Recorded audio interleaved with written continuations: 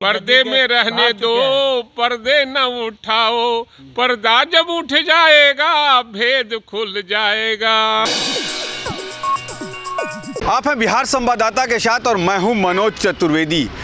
पर्दे में रहने दो, पर्दा न उठाओ। जी हां, 12 तारीख को क्या खेला होगा। तमाम जो राजद के नेता हैं और दूसरे पार्टियों के जो नेता हैं वो यही कह रहे हैं कि अभी सब कुछ पर्दे में है और पर्दा को मत उठाइए। 12 तारीख को हम खेला दिखा देंगे कि क्या खेला होगा। सवाल है कि माननीय नीतीश कुमार जी ने, उनके भीतर इतनी डर हो गई है कि दिल्ली और पटना एक किए हुए हैं। किस चीज़ का डर है?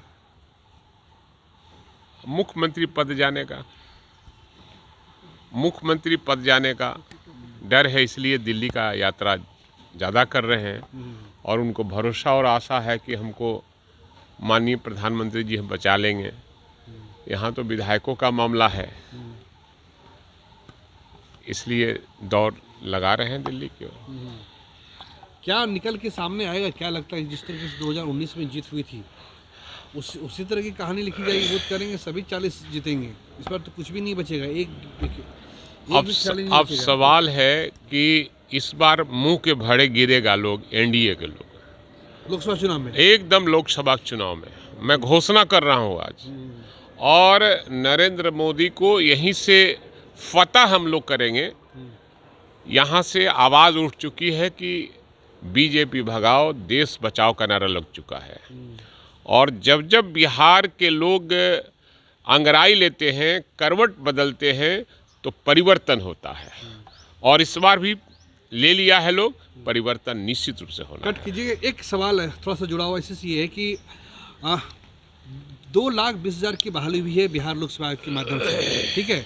लेकिन नीतीश कुमार कह रहे हैं कि रोजगार, मतलब नीतीश कुमार, एक बात इसमें मैं ये भी कहना चाहूँगा कि एक बहाली हो।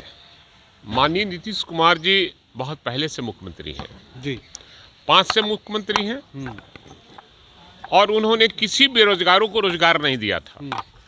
और हमारे नेता और नौजवानों के आइकॉन तेजस्वी प्रसाद यादव ने 2020 में घोषणा किया था कि जब मेरी सरकार आएगी तो हम 10 लाख बेरोजगारों को रोजगार देने का काम करेंगे।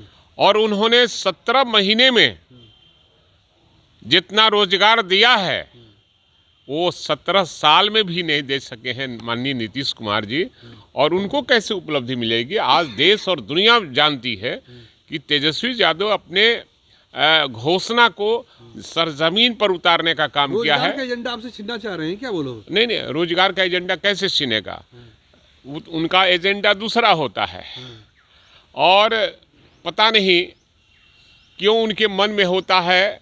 और उनके यहाँ आप लोग भी पत्रकार हैं, मीडिया कर्मी हैं, जितना भ्रष्टाचार नीतीश कुमार जी के राज में हुआ है 2005 से लेकर अभी तक देख लीजिए। बीच में हम लोग भी आए हैं, गए हैं, हम लोग को भी छोड़ कर गए हैं। शायद देश और दुनिया में इतना भ्रष्टाचार नहीं हुआ होगा और ब्यूरोक्रेसी हावी नहीं हुआ होगा।